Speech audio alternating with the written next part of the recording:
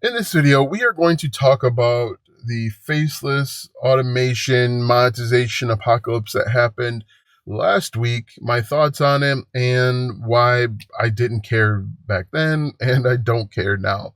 But first, let's go ahead and get into a niche idea. Did I say this one? I think, oh, I did not say this. This one I think is really interesting. What if you went around and reviewed churches? There's people out there that review restaurants, dive bars, 5-star restaurants, little local restaurants, Shake Shacks, all that stuff. What if you just went around and you reviewed churches? You picked a denomination, probably one that you're most familiar with, and just driving and give your opinion, give your thoughts on how the church looked from the inside and the outside, how friendly and welcoming people are. And you might think, like, Alston, why would this be important? One thing that I noticed is that there is a segment of people that still will go to church even if they're on vacation. So let's say they go on vacation up to they go up to Alton, Wisconsin, but they still want to go to church on Sunday. They're doing their research, looking online, and they see there's a bunch of options for churches, but they want to make sure that the church that they go to is going to be friendly and welcoming and, will actually get them the message that they're seeking. If you are a churchgoer and, you've got some experience, why not you? Every Sunday, you start locally, go to a couple different churches in your area, and you just take mental notes. They were really friendly.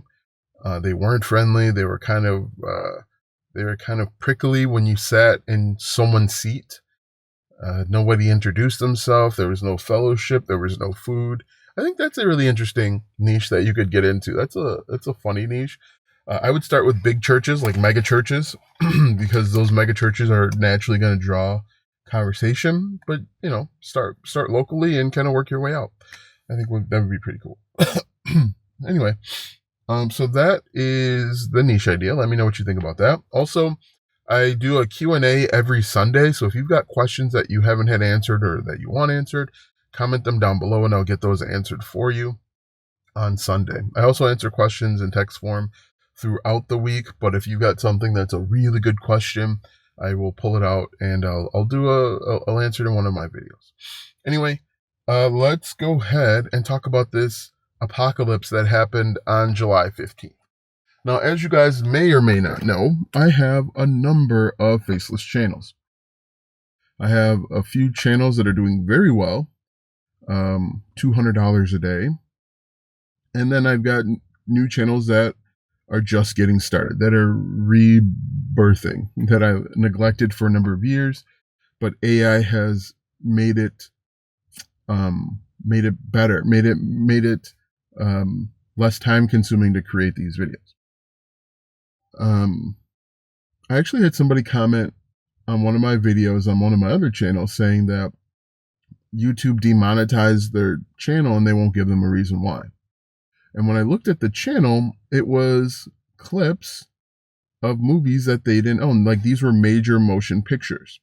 They were funny clips, but what looked like happened is that they found a movie and then they just threw the clips into like Opus AI. Maybe they found the movies through YouTube. They threw them into Opus Pro, and then they got these clips back, and then they just uploaded them to YouTube. You don't own the rights to the movie, and so why should you get paid for it? That's not your movie. You had nothing to do with the original movie. But if that's his channel, that's why he got demonetized, and that makes sense. No effort was put in. It's not his content. He mass produced it and just threw it up into the world expecting to make money. And YouTube doesn't want that, which makes sense. It can become a copyright issue for them. They potentially could get sued because these guys, YouTube is trying to grow their relationship with these major motion pictures, these studios, right? They want to make sure that they have a strong foundation and a strong relationship so that if they want the rights to show a TV show, like I have YouTube Premium, and I can watch basically any movie that's already on there. And so they want to make sure that they have a strong relationship. But that's what all of this comes down to money. That's what this is all about. People were not creating and uploading original content, and they were mass producing it, and they were making money from it, which opens up YouTube for liability, and even potentially the content creator, which I'll use that term loosely. But that's why people are getting demonetized, and that's not new. The only thing that's new and different is that everyone knew you couldn't do that for long form videos, but it wasn't explicitly stated for YouTube Shorts. And that's what this guy had. This guy had YouTube Shorts where he was re-uploading and uploading funny clips. That's the only change. Because of AI and uploading clips of other people's work had been a problem for a number of years, but because AI and different AI software that you can buy and use essentially for free, people were able to expedite. They were able to mass produce in numbers that YouTube hadn't seen. But that's why people got demonetized. That's why they changed the rules, but the rules were the exact same. But more importantly, create your own content. It's hard, it's challenging, it's difficult. That's the point. Content creation is not easy, it's simple. Understanding what people want is simple, but giving them what they want is not easy. Like I said, I have a number of Faceless channels. None of them were affected. And the reason is, the content is still original. But it's like I tell you guys every single week. You want to find content that's already working in your niche? Do not copy it explicitly. Look and see what worked about it. Watch the video. Try and figure out what emotional triggers worked. Try and figure out what is keeping people engaged and watching the video and commenting and interacting, and you make your own version. How can you create a niche? Try and create a niche from a niche that's already out there. And like I've mentioned probably 5 times already, one of the best ways to do it is to add that kind of like that qualifier, over 50, parents, for teens, over 40, over 60. I think that's the direction. Like YouTube for a long time was like inclusive. It tried, you made videos to include everybody. And I think the shift is making it more exclusive. You make content for specific type of people. So we'll see from there. But more importantly, the biggest mistake people are making is they're relying on the YouTube Partner Program for monetization. Now, the guy that was uploading clips, what if he was an affiliate for Fandango or Ticketmaster, and he put a link in the description of his videos where people could buy tickets for the next Superman movie, or they could figure out when the next Superman movie was going to be played. If you create your own source of revenue, you have a real business. But more importantly, you're not relying on other people to give you money. Because if you're relying on other people to give you money, you don't have a business. You've got a ticking time bomb. Because they can take that away from you at any point. That's the point. That's what I want to try and get you to understand. Stop relying on platforms to pay you. Stop relying on other people that can change the rules and take you out of the game. There were a lot of people really nervous about what was going to happen. And like I said, I don't care, because I don't think it's going to have an impact on me at all. And, even if they demonetize me, I still have 3 revenue sources where I won't feel as big of a hit. That's what you've got to understand. And I believe that within every single niche, there's an opportunity for maybe a digital product. There's an opportunity for affiliate links and affiliate commissions. And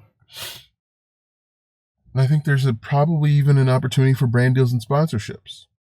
So don't open yourself up to being exposed by just having that one monetization. Have multiple monetizations. But yeah, July 15th is a day that'll live in infamy for some people. Some people got demonetized. Some people potentially lost their channel completely. And most likely, if you lost your channel completely, you are violating copyright.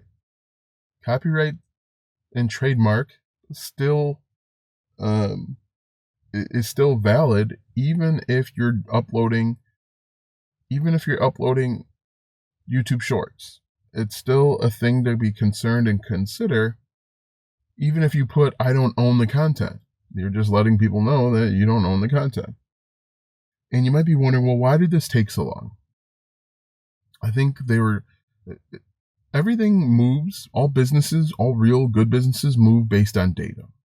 And they were trying to make sure that they had enough data to understand what was real and what wasn't real. They were looking around and seeing, first they were comparing, because a lot of this is done with machine learning, they're comparing long videos, regular movies that have trademarks and copyrights to the YouTube shorts that were popping up.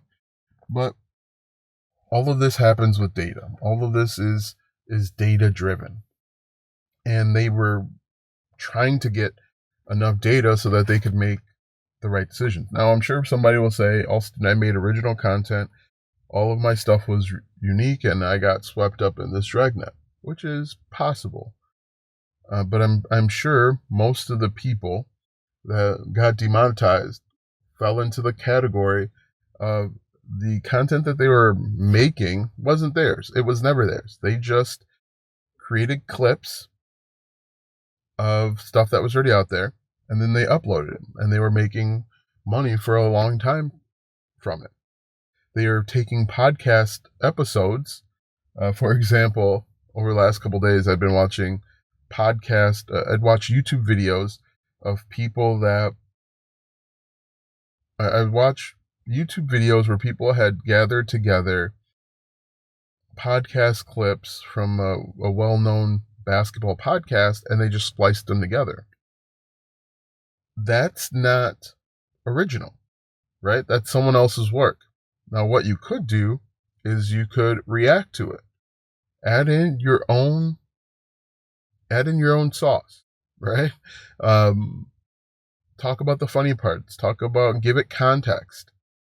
Like I said, a number of these that I've watched, people are just splicing 4 or 5 different clips together, and usually they're splicing 4 or 5 clips together that they saw over on TikTok. So it's kind of crazy that someone will create a podcast episode, and then part of the process, they might take that podcast episode and they might splice it up into clips. People were downloading those clips and then putting them on their own TikTok or their own YouTube shorts.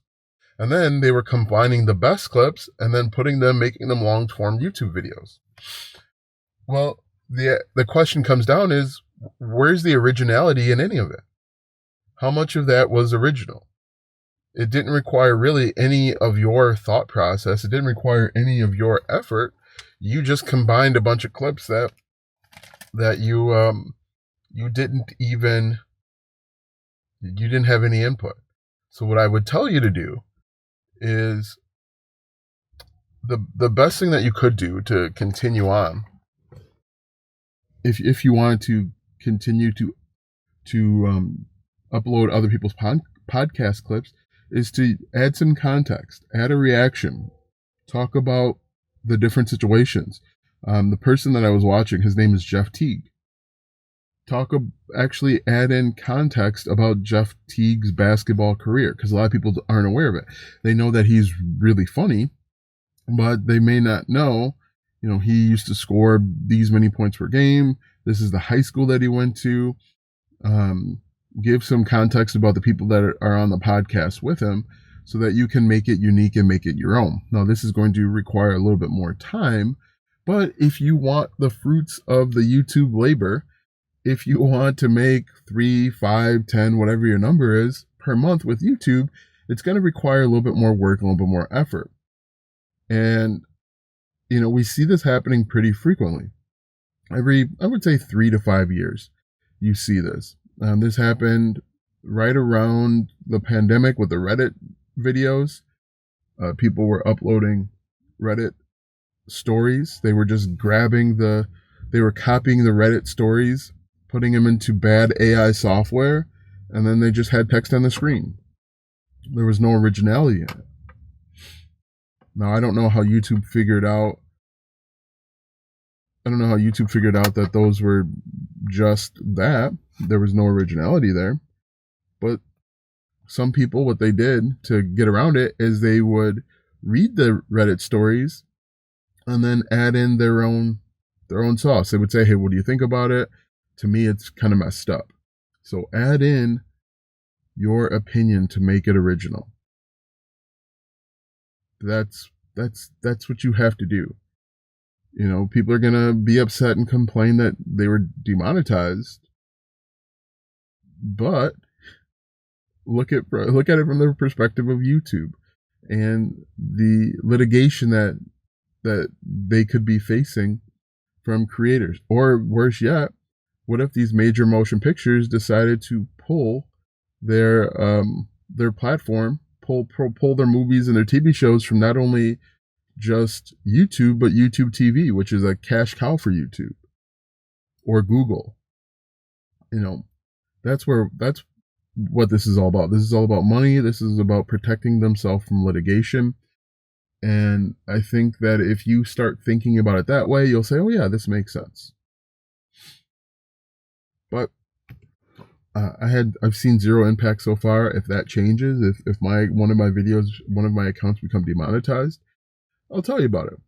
I try and be as transparent as possible when it comes to this YouTube channel to show you what's really working and what isn't working so that you guys can go out and find success for yourself. Now, obviously, I can't guarantee that you'll be successful, but what I do want to do is I want to show you what is possible with consistency and persistence. And with this new change, you're going to have to work a little bit harder. And it's a constant cat and mouse game. I'm sure somebody out there is already working on exploiting a new loophole because every solution creates a problem. I'm sure these new changes will create a new loophole that people are going to try and open up and exploit. You can either chase that loophole and ride that wave until the wave crashes, or you can try and build out something sustainable. Because if you had a real YouTube channel and you have a 100% authentic YouTube channel, you weren't worried about this monetization. In fact, you were kind of excited about it. You were kind of excited about the opportunity of the views coming back to you or finding you, because what's going to happen is if people are demonetized and they don't know about the other ways to monetize their content, they're going to stop uploading. And so eventually, maybe in 2 weeks or so, 3 weeks, I might see an uptick in views on my channel because there's going to be much less filler junk out there consuming people's time. Yeah, if you had a real channel, you were not worried one bit because your content's original, your ideas are original, and even if you use the same B-roll, like I use B-roll mostly from story blocks. A lot of content creators use it, but I wasn't worried. Anyway, hopefully this recorded. It should have recorded the audio, but I think that is it for today. Leave a comment down below. Tell me what you think. Be sure to like, comment, follow, share, subscribe. Go out and build your own thing. Build your own income streams, and you won't ever have to worry about what YouTube is doing or planning next, as long as you remain honest, ethical, and work hard. Have a great day, and we'll talk soon.